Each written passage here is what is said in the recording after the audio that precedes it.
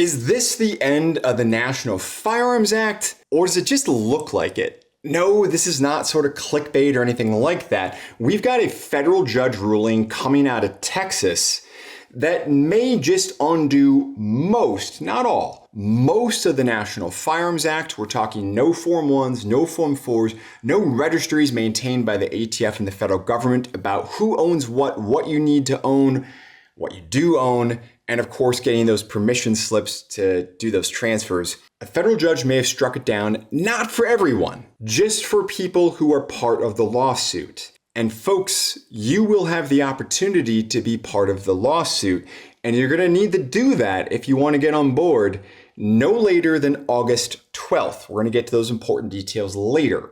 But for right now, what the heck's going on? So there's a couple lawsuits that got combined. They were brought by a lot of fantastic groups, among them Gun Owners of America, GOA, that were suing over basically this question. You may remember that the Big Beautiful Bill was passed. We almost got suppressors, short barrel rifles, short barrel shotguns, and AOWs out of the registry altogether. Like done, gone, no Form 1s, no Form 4s, no Uncle Sam looking over your shoulders, none of those permission slips, maybe just a 4473 when you go to buy them at the store, something like that, but basically that or less. That's where we almost were. Unfortunately, in the timeline that you currently find yourself in, we're one step down from there. We were able to get, and by we, I mean you down the screen watching this, me on the screen talking with you and having this conversation.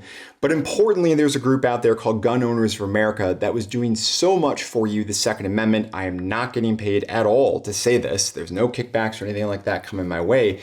But folks, they truly led the charge, both behind closed doors on Capitol Hill as well as out in public, marshaling, whipping, keeping the pressure on, that was able to get us to the point where suppressors, short barrel rifles, short barrel shotguns, and AOWs, any other weapon, if you don't know what I'm talking about, we're talking about those things that turn out to be surprise guns, right? So the umbrella that turns out to be the surprise gun, maybe the cigarette lighter or whatever else, right? But that's the gist is what we're talking about. We're talking about AOWs, all right? All those, the tax transfer went from the $200 fee to $0. That is huge. Not just because it went from 200 to 0, that's a good start, but because even at that time, in my conversations with GOAs and others, people were saying this sets up a big lawsuit challenge, which is where we are now.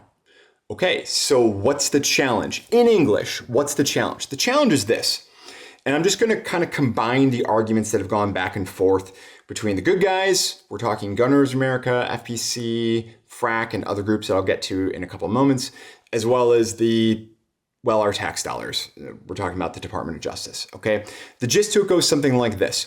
Congress set up back in 1934, okay, so about 92 years back, they set up the NFA, National Firearms Act, and then we had to go through all the licensing, i.e. all the Form 1s, Form 4s, right? And the reason why we had to do that on paper, legally, technically, is because the federal government needs to be able to keep track of who's paid what taxes, right? So kind of the whole underpinnings to the whole thing, the structure, the frame, the legal reasoning behind it, and this is important, so stay with me, is because, well, the federal government has a compelling interest in order to ensure that taxes are gathered, charged properly, all that kind of stuff. That's the reason why you had to do Form 1s, Form 4s, and so forth, right? Okay, so GOA and others said, ooh, this is awkward, but if there's no taxes, you don't need to be doing any of that at all. Not to mention the fact it's unconstitutional in the first place. We're going to get to that in a moment as well. But since the tax went from 200 to 0, then you guys are out of the tax money dollars game, and the Form 1s, the Form 4s, the registry, the permission slips, all that just seems to disappear. That was the basis of the lawsuit. So to be clear, we're talking about two things. We're talking about what I just described, which is, okay, you were doing all this to collect taxes, but the tax amount has been set to 0. So that's over. But also, by the way, there's this whole Second Amendment thing saying that it's unconstitutional that you're doing that because it's a violation of American Second Amendment rights. The feds basically said, look, no, that's not right. And even if this is kind of right when it comes to the tax dollar situation, we still have the fact that Congress has broad authority under the Commerce Clause. Not going to get too boring on you, as well as just necessary and proper constitutional arguments for the fact that, yeah, look, we can still do this. Commerce Clause broadly says that the federal government has the power to regulate interstate commerce. And that way, states like the border of the Midwest, Illinois, can't be, tariffing things that are coming in from Wisconsin, my home state, or something like that, right? So states can't do that. All those sorts of things need to be coming from the feds. And part of that is what we call the Commerce Clause. The feds get to control interstate commerce. Great. The one problem is the judge said, I'm not buying any of that. The Trump-appointed judge, Judge Hendricks, said, no, none of that. None of that's right, like at all. And the judge didn't even get to the Second Amendment because the judge kept the ruling focused strictly on that first part, which is, look, you don't have to get into First Amendment, Second Amendment. You don't have to get into any of these discussions because this whole taxing regime, which is how this was set up under the NFA, this falls apart if there's no tax, so we're done. What does that mean? What that means is that unless something changes, we're going to get to this in a moment, unless something changes, August 13th, this order goes into effect. And if you are a member of one of the plaintiff groups in this lawsuit, then congratulations. You don't have to go through federal regulations anymore if you want to exercise your rights to get involved in the suppressor, short barrel rifle, short barrel shotgun, and AOW game. Does not apply, keep in mind, does not apply to any kind of machine guns, does not apply to destructive devices, and also check your local listings because all these cool toys are still illegal in loosely about a dozen states, okay? We're talking about the federal level, not the state level, okay? So these are separate things. So the question I know you're asking me is, Tom, okay, this all sounds great. How do I become a member so that in the event that this all goes through, I'm ready to rock? Well, I'm so glad you asked that because it's actually really simple, friend. If you are currently a member of Gun Owners of America or any of these other plaintiff organizations, you are good to go. Thank you for your support. Keep it up. If you are not a member, shame on you. Like, what are you doing with your life? Just look at yourself, just sitting there watching maybe from the bathroom. I don't know what you're doing. I don't want to think about what you're doing, but I unfortunately just did, and I'm sort of putting that on you. The bottom line is you need to be getting off your butt because defending liberty today, it's not about what our ancestors did, what our founding fathers did back on April 19th, 1775. It's not about that. It doesn't have to be about that. It's about getting out your credit card, putting your money where your mouth is to fight for the groups that fight for you and fight for liberty. That's what this is about. I wrote down a bunch of these groups because I don't want to leave any out. They're all fantastic and important. We're talking number one, Gun Owners of America, GOA. You got the Gun Owners Foundation, Silencer Shop Foundation, the Firearms Policy Coalition Action Foundation, Citizens Committee for the Right to Keep and Bear Arms, the Firearms Regulatory Accountability Coalition, otherwise known as FRAC, Palmetto State Armory, Silencer Co., B&T USA, as well as a few different individuals. I think one of them named Brady Wetz. So you go, Brady Wetz. I think you're covered. If you're not a member of one of those groups, pick one and join it, okay? They're all great. I love GOA. Frankly, I love all of them, but GOA is fantastic. Okay, FBC is fantastic, FRAC's fantastic. I know a little bit less about some of these other groups and organizations. I don't know if, for instance, Firearm Policy Coalition Action Foundation, I don't know if you have to be a member of the Action Foundation to be part of the protected class for this lawsuit or not. My suggestion is reach out to FPC. They're great people to get some clarity on that. But I'm confident based on the information that I have made available, that has been made available to me, that if you're a member of GOA, then you're going to be good to go. Now, separately, there were also 15 states that were part of this lawsuit. I told you there's good stuff coming, all right? 15 states. So arguably, if you are a resident of one of these 15 states, then you're also good to go. So that's fantastic news.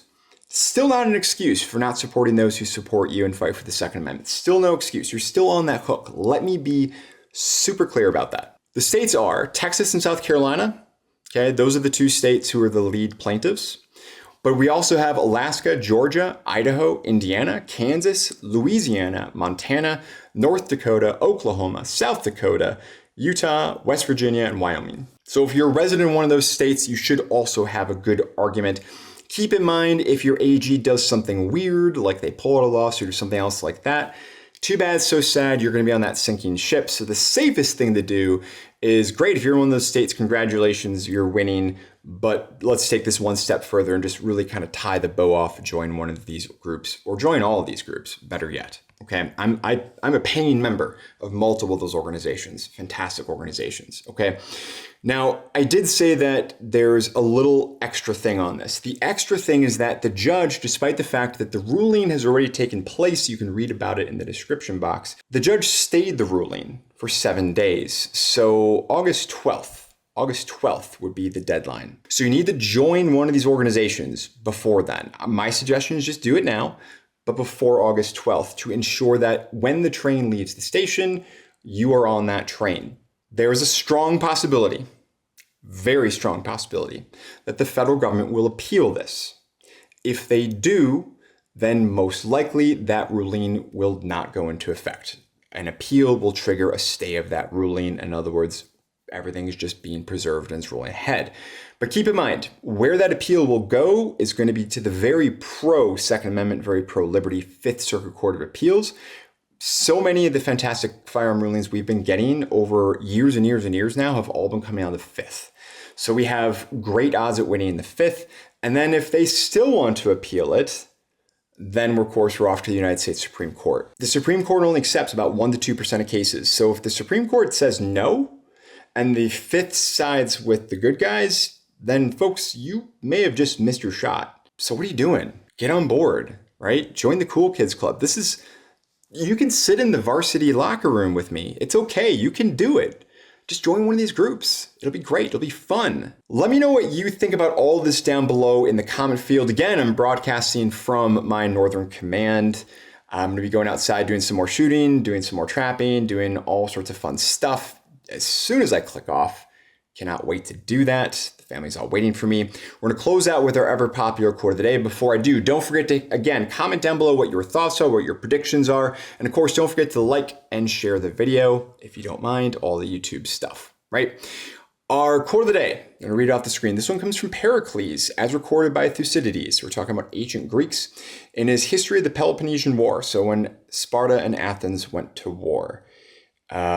Quote, "Freedom is the sure possession of those alone who have the courage to defend it." I appreciate you tuning in. As always, I will see you in the next one.